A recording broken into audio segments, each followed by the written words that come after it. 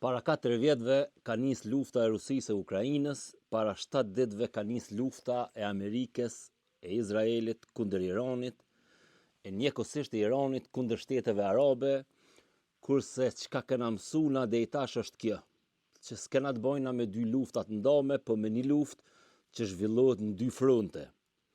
Nesër mundet më konë njëjta luftë në 3 fronte, edhe Tajvani, e prap logjika ka më konë njëjtë. Teknologjia, inteligjenca, aleancat dhe zinxhirët e furnizimit po lidhin botën drejt një konfliktit vetëm. Bie fjala. Irani po përdor shahedat në xhirin persik, dronat e famshëm. Amerika me aleatët po lypin ndihmë prej përvojës Ukrainës për me i nal këta drona.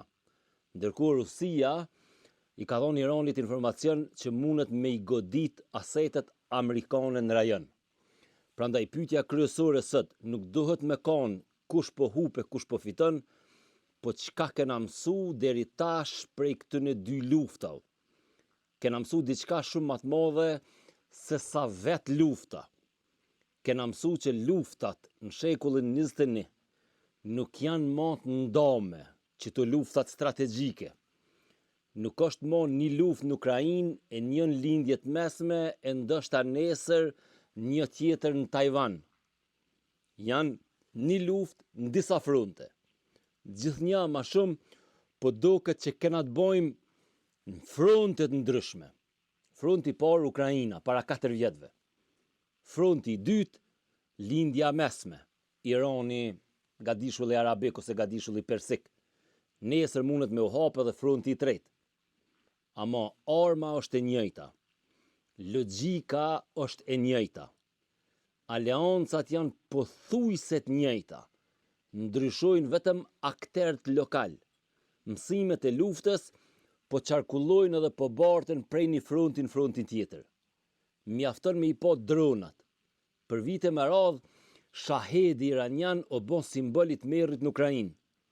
Rusia i ka përdor kundër qyteteve ukrainase, kundër infrastrukturës dhe kundër civilëve.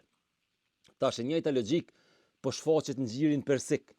I njëjti model arme, i njëjti efekt psikologjik, i njëjti qëllim.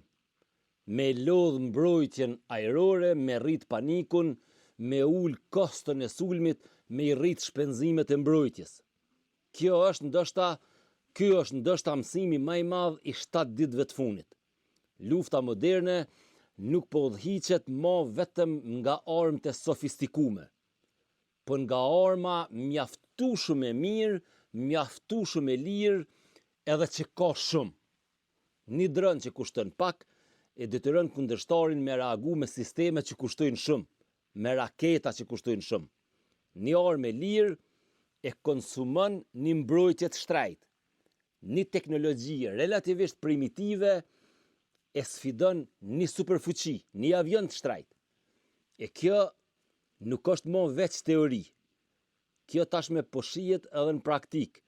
Pe shohin si simulim. Ukraina ka zhvillu dron interceptor shumë të lirë rreth $1.000 për një njësi, pikrisht sepse raketat klasike të mbrojtjes ajrore janë tepër të shtrejta për me u përdor kundër dronave shumë të lirë. E këtu vjen ironia më e madhe e kohës sonë. Amerika dhe aleatet e saj në lindjen e mesme tash po kërkojnë ndihmë prej Ukrainës për me u mbrojt prej dronave të Iranit. Pra Ukraina, viktima e parë e kësaj vale teknologjike, tash o bom mësues i superfuqive, i Amerikës. Vendi që për vite është godit nga shahedat, tash e ka përvojën e mjaftueshme me kallëzu qysh munen me unal shahedat. Kjo do më thonë që lufta nuk prodhon veç shkatërrim, lufta prodhon edhe laborator. Prodhon përvojë, prodhon inovacion të detyruar. Po ka dhe diçka tjetër shumë më serioze në këtë mes. Rusia në anën tjetër i ka dhënë Iranit informacion që mundet me i ndihmu Iranit me i godit anijet dhe infrastrukturën amerikane në rajon. Me i godit avionët, me i godit asetet amerikane kudo që janë në rajon. Kjo nuk do më thonë që Rusia po e komandon Iranin, po do më thonë diçka tjetër. Fronti Ukrainës edhe fronti Iranit nuk janë më veç të lidhur në teori, por potencialisht edhe në praktik operative. Çka po shohim na? Po shohim që Irani e ka ndihmuar fillimisht Rusinë me drona në Ukrainë. Rusia, sipas raportimeve të fundit, po ndihmon Iranin me inteligjencë në lindjet mesme. Ukraina po i ndihmon amerikanët edhe aleatët e tyre me ekspertizë kundër dronave. Amerika po përballet në lindjen e mesme me një armë që për vitet tona e ka pa veç përmes ekranit në Ukrainë. Pra, kjo nuk është një krizë lokale. Kjo është një qarkullim global i luftës, në fronte edhe në teatrat ndryshëm. Këtu është edhe thelbi që shtojnë të vllaznit Shqipërisë i gjës. Në shekullin 20, luftrat janë përhap me trupa, me tanke, me pushtim, që shtojnë me boots on the ground. Në shekullin 21, luftat përhapen me dron, me algoritma, me satelit, me inteligjencë, me fabrika edhe me software. Një mësim që e merr në Kiev, në Ukrainë, e aplikon në Doha. Një dron i projektuar në Iran prodhohet në një vend tjetër, përdoret në një front tjetër, shpiket në diçka krejt tjetër. Pra, gjeografia po ndryshon, po lufta po bëhet një. Dhe po, nesër kjo logjik e njëjta mundet me u shfaq edhe në Taiwan, me të njëjtën formulë, pak a shumë me prodhim masiv, kost të tullt, inteligjencë në kohë reale, dron, satelit, luftë elektronike, presion ekonomik, konsumim i arsenaleve të shtrejta. Pra, frontet munden më konë ndryshme, po lufta është e natyrës njëjtë. Prandaj, pas 7 ditëve, mësimi më i madh është ky. Nuk po jetojmë më në epokën e konflikteve të izolume, ku luftojnë dy shtete që atje edhe bota vazhdon business as usual. Po jetojnë në epokën e një lufte që shpërndahet në shumë fronte.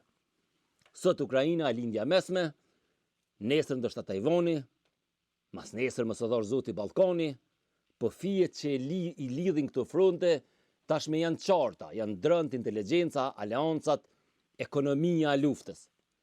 Dhe kur e njëjta armë, i njëjti model, i njëjti furnizues dhe i njëjti mësim shfaqen në frontet ndryshme në kohë reale, atëherë ndoshta nuk kena të bëjna me disa lufta. Kena të bëjmë me një luftë vetme që po mëson me luftu në shumë vende njëkohësisht. Sponzor të videove të mia, siç e dini, është Riga Farm, është Jysk, Kosova, Kafe Pavin, Buzhala Estate dhe Holiday Inn, që është resort turistik në Shenzhen.